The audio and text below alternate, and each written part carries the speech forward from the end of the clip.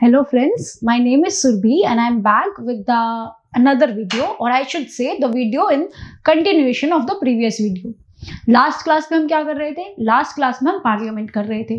Parliament इतना important और इतना बड़ा टॉपिक है कि एक क्लास में मुझे लगा I won't do justice to it और मुझे ठीक से समझाना था कि पार्लियामेंट क्या होता है. यार ऑब्वियसली हम सबको एक होलिस्टिकल अंडरस्टैंडिंग होनी चाहिए कि पार्लियामेंट होता क्या है ना. लोकसभा क्या है, राज्यसभा क्या है. हम हमेशा सुनते रहते हैं कि इस मिनिस्टर ने ये बात बोल दी, उस मिनिस्टर ने वो बात बोल दी, ऐसा ऐसा बिल इंट्रोड्यूस हुआ, ऐसा ऐसा बिल इंट्रोड्यूस नहीं हुआ, ये जो बिल आया, ये जो फार्मर्स का बिल आया या फिर जो सिटीजनशिप का बिल आया था, जो अलग अलग बिल्स आते हैं, न्यूज में रहते हैं, इन सारे बिल्स की क्या इंपॉर्टेंस है, क्या अहमियत है इन सारे बिल्स की. ठीक है, कैसे इंट्रोड्यूस होते हैं, कौन इंट्रोड्यूस करता है, कैसे कैसे सेशंस होते हैं. हम हमेशा सुनते हैं बजट सेशन होता है. तो ये जो सारी चीजें है ना, इनको एक बार क्लियरिटी से समझना बहुत जरूरी है. आई होप कि लास्ट क्लास में मैं आपको कुछ क्लियरिटी दे पाई थी. उस लास्ट क्लास में हमने क्या देखा, एक बार देख लेते हैं और फिर आज का क्लास शुरू करते हैं. लास्ट क्लास में हमने देखा सबसे पहले कि राज्यसभा क्या है, फिर लोकसभा क्या है. हमने देखा कि कैसे लोग इलेक्ट होते हैं, एलिजिबिलिटी क्या होती है, कैसे कैसे प्रोसाइड करती हैं चीजें, दोनों के रोल्स क्या है, फंक्शंस क्या है. हमने देखा कि स्पीकर क्या है, स्पीकर का रोल क्या है, स्पीकर का फंक्शन क्या है. हमने देखा डिप्टी स्पीकर क्या है, हमने देखा प्रोटेम स्पीकर क्या है. फिर हमने देखा राज्यसभा के रिस्पेक्ट में चेयरमैन क्या है, चेयरमैन का रोल क्या है, चेयरमैन के फंक्शंस क्या है, डेप्यूटी चेयरमैन क्या है. ये सब कुछ होलिस्टिकली देखने के बाद अब हमें देखना है कि सेशंस कितने होते हैं, है ना. सेशंस के बाद मोशंस कैसे होते हैं. जैसे आई थिंक हमने लास्ट क्लास में डिस्कस किया था कितने तरीके के मोशंस होते हैं, कितने तरीके के बिल होते हैं, कितने तरीके की कमिटीज होती हैं. ये सब कुछ हमको डिस्कस करना है अब, ताकि हमको समझ में आए कि पार्लियामेंट में एक्चुअली काम होता कैसे है. तो स्टार्टिंग with the sessions.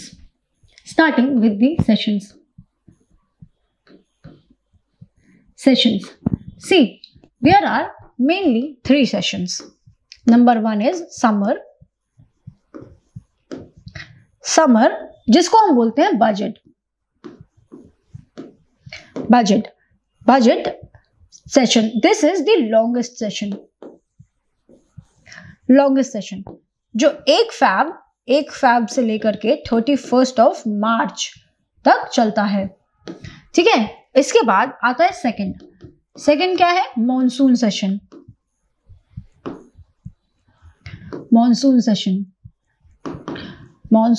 जो होता है वो जून जुलाई. ऑब्वियसली जब मानसून आए तब मानसून सेशन आए, तो मॉनसून सेशन होता है जून जुलाई में. उसके बाद third and final is your winter session. Winter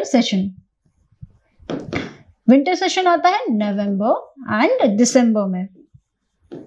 This is the shortest session. अब 2 बहुत इंपॉर्टेंट चीजें जो सेशन के बारे में याद रखनी है. क्या सेशन हर 6 महीने में होने चाहिए. मैक्सिमम गैप between 2 sessions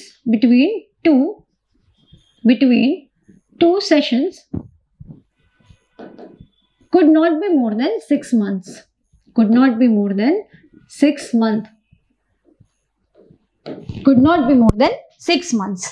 और सेशंस का कोई फिक्स टाइम नहीं होता. No fix number of sessions. ऐसा नहीं है ये जो 3 सेशंस हैं ये होते हैं, ये कन्वेंशन है, पर ऐसा कोई फिक्स नंबर ऑफ सेशंस नहीं है. 4 सेशंस भी हो सकते हैं, 5 सेशंस भी हो सकते हैं, 6 सेशंस भी हो सकते हैं. हर 2 महीने में सेशन कर लो, 1 महीने के बाद करो, फिर 3 महीने के बाद करो, ऐसे कर लो, कैसे भी कर लो. पर मैक्सिमम गैप जो है वो 6 मंथ से ज्यादा नहीं होना चाहिए. मैक्सिमम गैप जो है वो 6 मंथ से ज्यादा नहीं होना चाहिए. चलो, ये तो हमें समझ में आया कि सेशन है. सेशन मतलब कि क्या, 3 बार बैठक होगी. किसकी बैठक होगी, पार्लियामेंट में जो लोकसभा है और जो राज्यसभा है, मेंबर्स बैठेंगे और डिस्कस करेंगे कि हमें कौन कौन सी स्कीम्स लेकर के आनी है, कौन कौन सी पॉलिसीज लेकर के आनी है, कौन कौन सी स्कीम्स कितनी अच्छी हैं, कितनी बुरी हैं, काम कैसा चल रहा है, कैसा नहीं चल रहा है. ये सब कुछ हो गया डिस्कस. अब डिस्कशन चलता कैसे है, इसके लिए होते हैं मोशंस. तो अब हम देखते हैं, इसके लिए हम देखते हैं कि मोशंस क्या होते हैं. सी, 3 बहुत ज्यादा जरूरी मोशंस, 3 बहुत ज्यादा जरूरी मोशंस। एक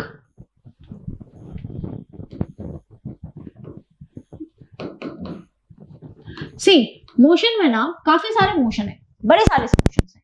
हमें सारे मोशन नहीं पढ़ने, हमें मोशन वो पढ़ने हैं जो हमारे एग्जाम में इंपॉर्टेंट है। हमें मोशन वो पढ़ने हैं जो हमारे एग्जाम में इंपॉर्टेंट है। कौन कौन से इंपॉर्टेंट है? सबसे पहले number 1 adjournment motion.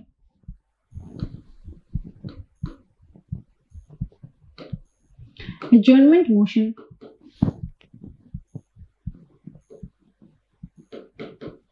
Adjournment motion. Adjournment motion के बाद आता है नो कॉन्फिडेंस।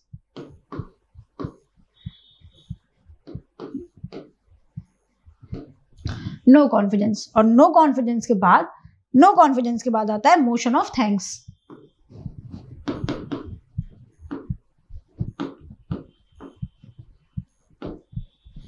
अब मेरे साथ आप लोग लिखते जाइए, मेरे साथ लिखते जाइए। मैंने पहले भी बहुत ज्यादा एम्फेसाइज किया है क्लास नोट्स पे, मैं आज भी बहुत ज्यादा एम्फेसाइज करती हूँ क्लास नोट्स पे। जब मैं एक्सप्लेन कर रही हूँ तो प्लीज आप मेरे साथ में एक पेपर पे ये सब कुछ लिखते जाइए अपनी लैंग्वेज में, ताकि एग्जाम के पहले जब आप देखें तो आप फटाफट इन चीजों को रिकॉल कर सकें। बुक्स में, एनसीईआरटी में, लक्ष्मीकांत में सब कुछ गिवन है, पर वो सब कुछ बहुत बड़ा है। और मैं जिस तरीके से आपको पढ़ा रही हूँ, मैं सिर्फ हेडिंग्स दे रही हूँ और एक्सप्लेनेशंस दे रही हूँ। जो एक्सप्लेनेशन है वो भी मैं पूरे सेंटेंस में नहीं दे रही हूँ, क्योंकि पूरे सेंटेंस का एक्सप्लेनेशन तो आपकी बुक में दिया है, वो आप पढ़ सकते हो। आपको 1 वर्ड एक्सप्लेनेशन चाहिए है एग्जाम में, आप वो 1 वर्ड देख करके आपको आंसर क्लिक हो जाए। इस चीज की हमको प्रैक्टिस करनी है। इस चीज के लिए जो मैं आपको समझा रही हूँ इसके साथ में ही साइड में आप लिख सकते हैं, जैसे कि ये तीनों मोशन सिर्फ और सिर्फ लोकसभा में इंट्रोड्यूस होते हैं। Only introduced in Lok Sabha, only introduced in Lok Sabha. ये तीनों मोशन सिर्फ और सिर्फ लोकसभा में इंट्रोड्यूस होते हैं। अब एडजर्नमेंट मोशन का क्या मतलब होता है? Adjournment motion to draw house attention to any topic of urgent public importance. See, house में कोई एक बात चल रही है, ठीक है, हाउस में बात चल रही है कि एक तमिलनाडु में और केरला में एक वाटर डिस्प्यूट चल रहा है, तो उस वाटर डिस्प्यूट को कैसे रिजॉल्व करना है, सपोज ये बात चल रही है पार्लियामेंट में। पर तभी पता चलता है कि वेस्ट बंगाल में ड्रॉट की सिचुएशंस क्रिएट हो रही हैं। तो ये टेल मी कि ड्रॉट की सिचुएशंस में जहां लोग भूखे मर रहे हैं वो ज्यादा इंपॉर्टेंट है, या फिर डैम कहां बनाना है ये ज्यादा इंपॉर्टेंट है? और पर से कि लोगों को अभी कोई प्रॉब्लम नहीं है, जैसी चीजें चल रही हैं, लोगों को तमिलनाडु में और केरला में अभी कोई प्रॉब्लम नहीं है, बट ड्रॉट की वजह से लोग मर रहे हैं, तो ज्यादा इंपॉर्टेंट क्या है? उन लोगों को फूड और नेसेसरी चीजें प्रोवाइड कराना। तो this is adjournment motion. Adjournment motion is when you call the attention of the house to draw the house attention over topic of utmost importance. To draw attention of house. To draw attention of house. Adjournment motion होता है। Adjournment motion सिर्फ और सिर्फ लोकसभा में ही introduce किया जाता है। एडजर्नमेंट मोशन को 50 लोग, 50 मेंबर्स इंट्रोड्यूस करते हैं। 50 मेंबर्स इंट्रोड्यूस करते हैं एडजर्नमेंट मोशन को। इसके बाद अगर एडजर्नमेंट मोशन पे वोट होता है और एडजर्नमेंट मोशन पास हो जाता है तो कड़ी निंदा हो जाती है सरकार की कड़ी निंदा होती है। कड़ी निंदा का क्या मतलब? सी, एक बहुत ही ज्यादा इंपॉर्टेंट चीज चल रही है और उस चीज पे ध्यान नहीं दिया जा रहा है, ये डिक्लेयर हो जाता है एडजर्नमेंट मोशन के पास होने से। एडजर्नमेंट मोशन के बाद आता है no confidence motion. No confidence motion का क्या मतलब है? हमको कॉन्फिडेंस नहीं रह गया, नो कॉन्फिडेंस, हमको कॉन्फिडेंस नहीं रह गया, जो सरकार अभी रूल कर रही है उस पर हमें कॉन्फिडेंस नहीं है, तो नो कॉन्फिडेंस मोशन इंट्रोड्यूस होगा। नो कॉन्फिडेंस मोशन बिना किसी रीजन के इंट्रोड्यूस होता है, विदाउट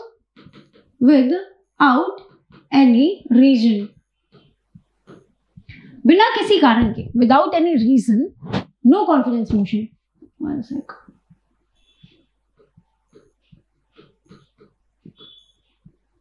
विदाउट एनी रीजन, बिना किसी रीजन के नो कॉन्फिडेंस मोशन इंट्रोड्यूस हो जाता है। क्यों? क्योंकि हमें सरकार पे अभी भरोसा नहीं रह गया। ये भी सिर्फ और सिर्फ लोकसभा में ही इंट्रोड्यूस हो सकता है और इसमें भी 50 मेंबर्स लगते हैं। 50 मेंबर्स इंट्रोड्यूस करते हैं नो कॉन्फिडेंस मोशन को। नो कॉन्फिडेंस मोशन 6 महीने के गैप से इंट्रोड्यूस हो सकता है। मतलब कि ये नहीं है कि अब हमें मोदी की सरकार पसंद नहीं है तो चलो नो कॉन्फिडेंस मोशन इंट्रोड्यूस कर दो। नो कॉन्फिडेंस मोशन अगर पास हो जाता है तो सरकार गिर जाती है। जो भी रूलिंग पार्टी होती है उसकी जो सरकार होती है, जो पीएम होते हैं और जो काउंसिल ऑफ मिनिस्टर्स होते हैं, they have to resign if a no confidence motion is passed. तो you can introduce no confidence motion without any reason, but पास करने के लिए हर 6 महीने के बाद ही आप इंट्रोड्यूस कर सकते हो। The no confidence motion can be introduced only after the gap of 6 months. 6 महीने के गैप के बाद नो कॉन्फिडेंस मोशन इंट्रोड्यूस कराया जाता है। After a gap of 6 months introduced in a gap of 6 months। 6 महीने के गैप में ही इंट्रोड्यूस होगा।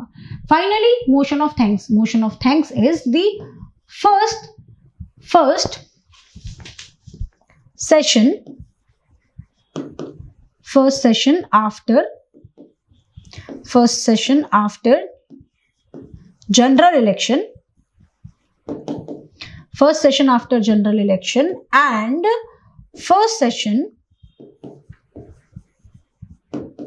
first session every year. See, motion of thanks क्या होता है? motion of thanks में जो हमारे प्रेसिडेंट सर होते हैं, president sir takes the motion of thanks. It is the first session after general election and first session every year. हर साल का जो फर्स्ट सेशन होता है वो हमारे प्रेसिडेंट सर लेते हैं। उसमें वो जो गवर्नमेंट की स्कीम्स हैं, जो डेवलपमेंट्स हो चुके हैं और जो डेवलपमेंट्स होने वाले हैं, उन सब की बातें होती हैं मोशन ऑफ थैंक्स में, जो हर साल के शुरुआत में होता है। और जब भी कोई एक न्यू जनरल इलेक्शंस होते हैं और एक न्यू पार्लियामेंट आती है, new member of legislative assembly आते हैं, तो एक जनरल सेशन हमारे प्रेसिडेंट सर कंडक्ट करते हैं, जिसको कहते हैं मोशन ऑफ थैंक्स। नाउ ये थे हमारे सारे मोशंस। कितने मोशंस देखे हमने? 3 मेन मोशंस। एक देखा हमने एडजर्नमेंट, एक देखा हमने नो कॉन्फिडेंस और एक हमने देखा मोशन ऑफ थैंक्स। अब ये मोशन के बाद आते हैं बिल। मोशन के बाद वेरी इंपॉर्टेंट आता है हमारा क्या? बिल। बिल कितने टाइप के बिल होते हैं? बिल होते हैं 4 टाइप के। सबसे पहले ordinary bill, article 170 ordinary bill के बाद आता है मनी बिल।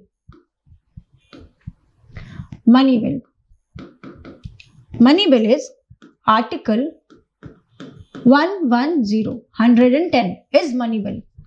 उसके बाद आता है financial bill. Financial bill is article 117। Financial bill is article 117 and then comes the constitutional.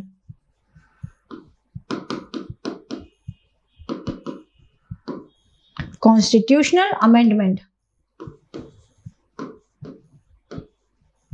Constitutional Amendment Bill, Article 368। कितने बिल देखने हैं हमें बिल देखने हैं ordinary bill, money bill, finance bill and constitutional amendment bill. अब ये है 4 तरीके के bill, majorly divided. Ordinary bill क्या होता है? ऑर्डिनरी बिल जो है वो एक कोई भी नॉर्मल बिल है which could be introduced in both the houses. Ordinary bill could be introduced in both the houses.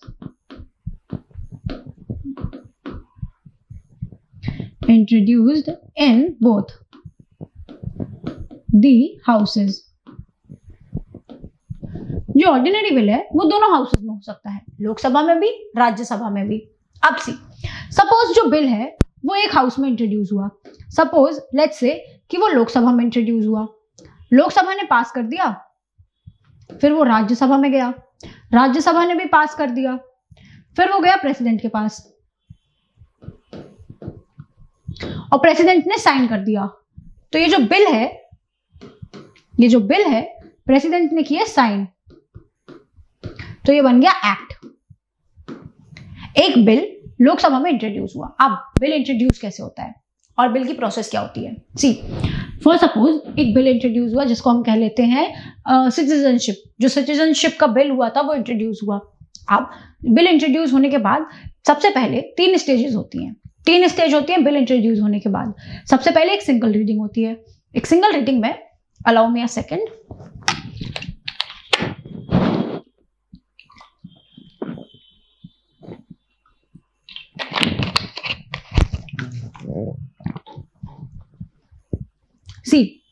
सबसे पहले एक बिल जब इंट्रोड्यूस होता है तो 3 स्टेजेस होती हैं। पहली स्टेज सिंपल रीडिंग, पहली स्टेज है सिंपल रीडिंग। उसके बाद सेकेंड स्टेज में reading with scrutiny. Reading with scrutiny मतलब कि क्या, एक बार रीड करेंगे और हम हर एक लाइन को स्क्रूटनाइज करेंगे कि आपने कहा था कि ये लोग हैं जो सिटीजन्स हैं, ये लोग हैं जो सिटीजन्स नहीं हैं, इतने के बाद जिन्होंने इंडिया ज्वाइन किया वो इंडियंस हैं, इतने के बाद जिन्होंने पाकिस्तान ज्वाइन किया वो पाकिस्तानी हैं। हर एक लाइन को पढ़ा जाएगा और हर एक लाइन को स्क्रूटनाइज किया जाएगा सेकेंड रीडिंग में। ये हो गई है सेकेंड स्टेज। फिर आती है third stage. Third stage is no discussion only voting. Second stage में सारी डिस्कशन कर ली गई। फर्स्ट स्टेज में सिर्फ रीड किया गया, सेकेंड स्टेज में सारी डिस्कशन हो गई हर एक पॉइंट पे। थर्ड टाइम पे, थर्ड स्टेप में सिर्फ वोट होगा कि ये जो बिल है इसको एक्ट बनाना है, पास करना है कि नहीं। दोज हु इन फेवर हाथ उठाओ, those who not in favour हाथ उठाओ। ठीक है, ये होते हैं 3 सेशंस। इसके बाद बिल अगर लोकसभा से पास हो गया तो राज्यसभा जाएगा।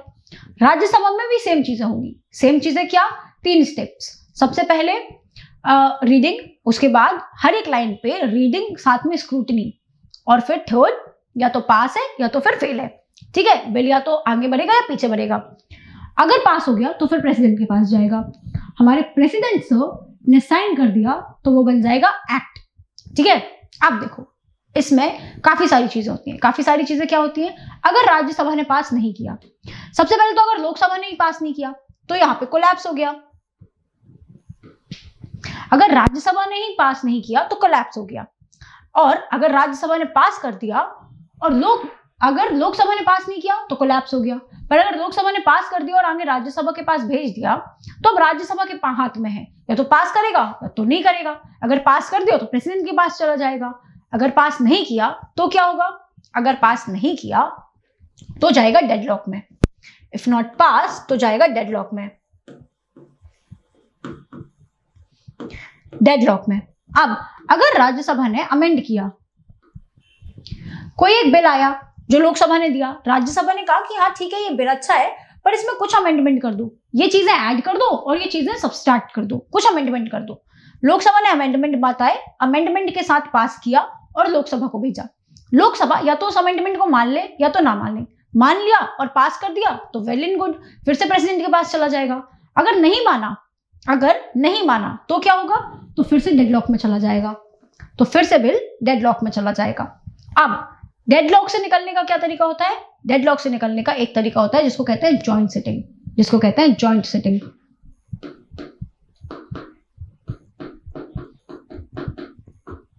सी जॉइंट सिटिंग, अगर एक हाउस ने पास कर दिया और दूसरे हाउस ने पास नहीं किया तो क्या होगा, जॉइंट सिटिंग। जॉइंट सिटिंग 3 चीजों में होती है। Joint sitting, if one house passed and second house doesn't pass तो जॉइंट सिटिंग होगी। Passed by one house. उसके बाद अगर एक हाउस ने अमेंडमेंट के लिए भेजा और दूसरे हाउस ने नहीं मांगना, amended, if not amended,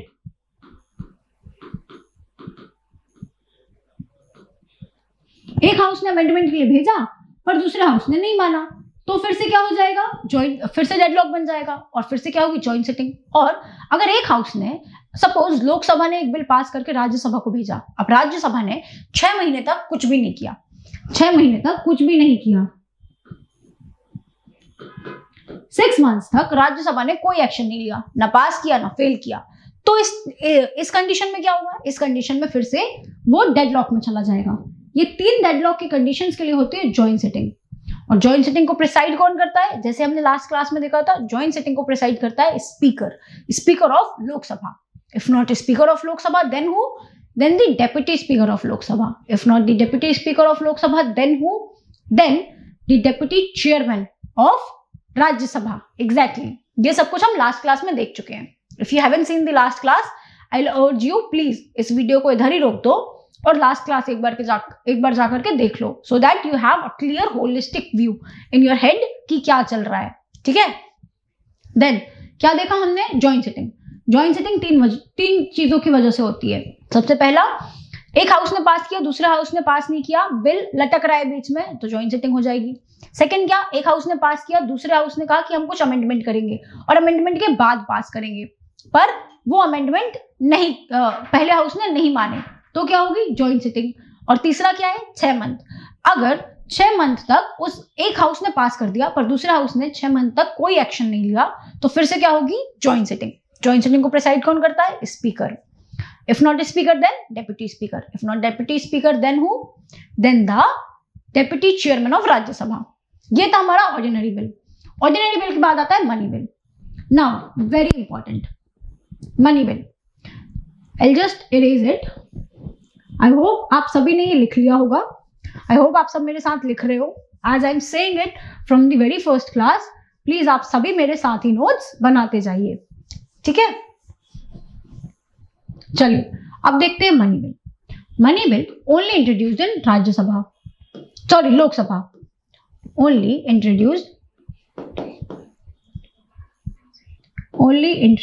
in Lok Sabha by prior recommendation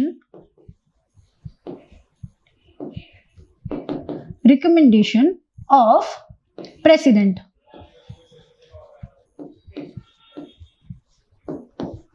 See, जो मनी बिल है, money bill is only introduced in Lok Sabha.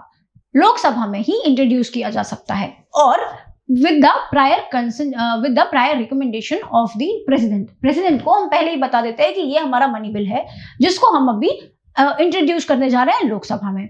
Lok Sabha में इंट्रोड्यूस होता है, फिर सेम 3 स्टेज की बातें होंगी। सबसे पहले पढ़ा जाएगा मनी बिल में क्या लिखा है क्या नहीं लिखा है, and speaker will decide. Again speaker की एक एक्स्ट्रा पॉइंट किया था हमने, स्पीकर में पढ़ा था कि speaker will decide whether the bill is a money bill or not. तो once the speaker has decided कि whether the bill is a money bill or not, अगर स्पीकर ने बोल दिया कि ये मनी बिल है तो अगेन 3 स्टेजेस से जाएगा। कौन कौन सी? सबसे पहले simple reading, second reading with scrutiny, एक लाइन को रीड करेंगे और एक लाइन की स्क्रूटनी करेंगे, and third simple voting. Simple vote किया जाएगा, दोज इन फेवर से yes, those not in favour से नो। ये हो गया। देयर आफ्टर ये तो हो गया सब लोकसभा में। इसके बाद भेजा जाएगा राज्यसभा में 14 डेज दिए जाएंगे राज्यसभा को। राज्यसभा 14 दिन में पढ़ ले। राज्यसभा चाहे कोई अमेंडमेंट करना तो राज्यसभा बता सकती है कि ये अमेंडमेंट कर दो। नाउ ये लोकसभा पे है, लोकसभा चाहे तो वो अमेंडमेंट करे और चाहे तो अमेंडमेंट ना करे। अगर 14 डेज में राज्यसभा ने बिल को पास नहीं किया तो it is considered to be passed. Within 14 days, if the Rajya Sabha doesn't passes the bill, then the bill is considered to be passed। ठीक है, ये हो गया। इसके बाद फिर से जाएगा हमारे प्रेसिडेंट सर के पास और प्रेसिडेंट सर इस पे साइन कर देंगे, and then the bill will become in. Again जो बिल है वो पास कर दिया जाएगा और जो डिसाइड हुआ था कि इसके लिए इतना मनी एलोकेट होगा वो हो जाएगा। This is the process of money bill. Thereafter comes the finance bill. Now, finance bill is the combination of money bill and ordinary bill. Ordinary bill plus the money bill. Ordinary bill plus the money bill is the finance bill. Ordinary bill plus money bill is the finance bill. See, इसमें 2 bill आते हैं। एक आता है article 1171 और एक आता है आर्टिकल 1173। नाउ जो 1171 है, it is same as the money bill. Money bill में अब जो भी चीजें हैं जो भी चीजें हैं जो मनी बिल में इंट्रोड्यूस हुई हैं, जैसे कि सपोज एक टोल टैक्स की बात करनी है, पर उसमें पैसों का कोई बात नहीं है। टोल टैक्स पे जो टैक्स लगाया जाता है, जो टोल टैक्स पे टैक्स लगाया जाता है, टैक्स की कोई बात नहीं है, पर जो टोल्स हैं उनकी बात है। It will come in the financial bill. I will explain you once again. एक एग्जांपल लेते हैं। सी, टैक्स का लेना देना, पैसों की लेन देन, टैक्स बढ़ाया जाना, टैक्स कम करा जाना, ये सब कुछ किस में आएगा? मनी बिल में। कितने कितने तरीके के टैक्स लेने हैं, देने हैं, कहाँ पे किस इन्वेस्टमेंट में कितने पैसे देने हैं, कितने नहीं देने हैं, ये सारी बातें किस में आएंगी? जितने भी पैसों से रिलेटेड बातें हैं, जितनी भी पैसों से रिलेटेड बातें हैं, पैसे का आना, पैसे का जाना, कुछ भी है, वो सब आएगा मनी बिल में। पर अब सपोज कि एक टोल टैक्स है, ठीक है, तो जो टोल टैक्स का टोल है, जो टोल का कंस्ट्रक्शन है, उसकी बात अगर होनी है तो वो किस में आ जाएगा? वो आ जाएगा फाइनेंशियल बिल में। ठीक है, तो anything which talks about the tax but the money is not discussed into it, that comes under the financial bill. Clear? Financial bill के बाद आता है constitutional amendment bill. Constitutional amendment bill. Now very important, constitutional amendment bill. I'll just erase it ताकि हमें थोड़ी सी space मिल जाए हमारे constitutional amendment bill के लिए. See again, constitutional amendment bill can be introduced. Constitutional amendment bill can be introduced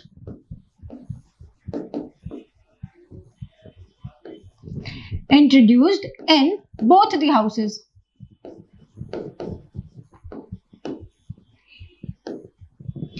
The constitutional amendment bill can be introduced in both the houses, be it Lok Sabha, be it Rajya Sabha.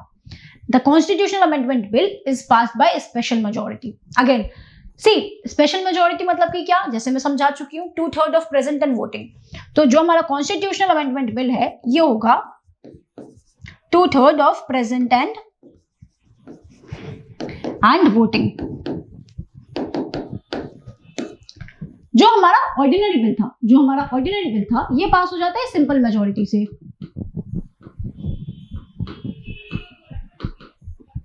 Simple majority क्या होता है? 50% + 1, 50 + 1 of present and voting. ये हमारा ordinary bill था। पर constitutional amendment bill, हम constitution में कोई बदलाव करना चाह रहे हैं तो वो होगा स्पेशल मेजॉरिटी से। Again, it can not be introduced in state legislation. जो हमारा कॉन्स्टिट्यूशनल अमेंडमेंट बिल है वो सिर्फ और सिर्फ पार्लियामेंट में ही इंट्रोड्यूस हो सकता है। वो लेजिस्लेटिव असेंबली में can not be introduced in assembly, legislative assembly. Legislative assembly में हमारा कॉन्स्टिट्यूशनल अमेंडमेंट बिल इंट्रोड्यूस नहीं हो सकता है, सिर्फ और सिर्फ पार्लियामेंट में हो सकता है। पार्लियामेंट में दोनों हाउसेस में, या तो राज्यसभा में भी और लोकसभा में भी। देन अगेन स्पेशल मेजॉरिटी से पास होता है। Now these are all the bills that you need to know. Bills के बाद आती हैं कुछ कमिटीज जो इंपॉर्टेंट है।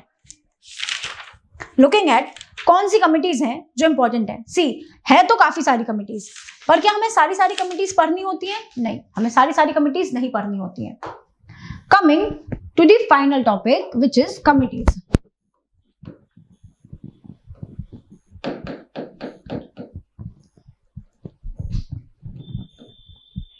कमिटीज में हमें देखनी है public account committee, public accounts committee, public accounts committee के बाद आता है एस्टिमेट्स कमिटी।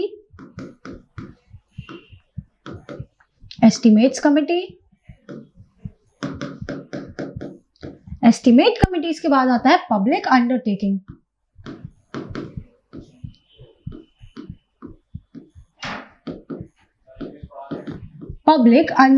कमिटी।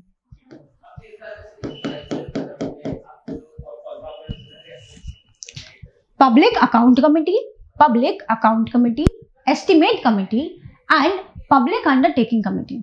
सी, इसमें वो क्वेश्चंस जो आते हैं वो क्वेश्चंस जो आते हैं, कौन से क्वेश्चंस आते हैं? सबसे पहले आपसे पूछा जाएगा कि मेंबर कितने होते हैं, मेंबर कितने होते हैं। तो पब्लिक अकाउंट की स्ट्रेंथ होती है 22 मेंबर।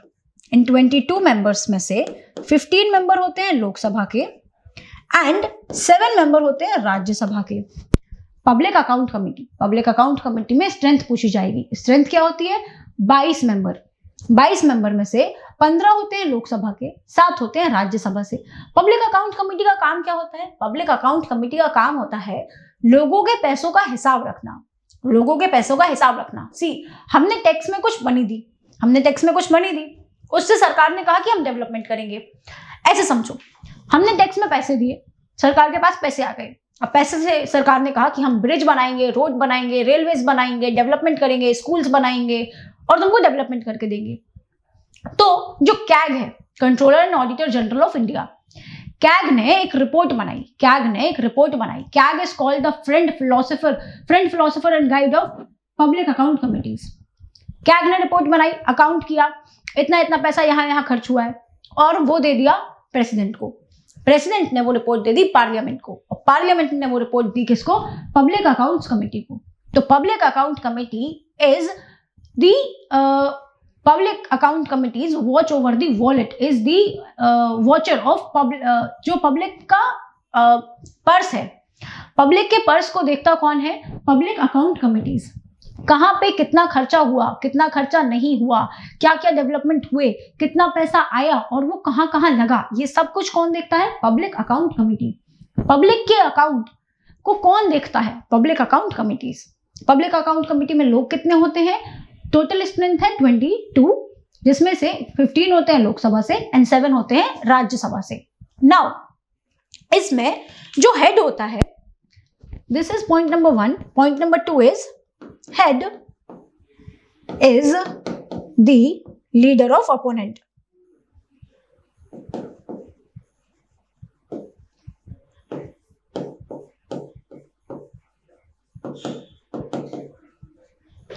जो पब्लिक अकाउंट कमेटी का हेड होता है, he is from the opposition party. The speaker decides, the speaker appoints the head and the head is from the opposition party से होता है हेड। किसका? पब्लिक अकाउंट कमेटी का।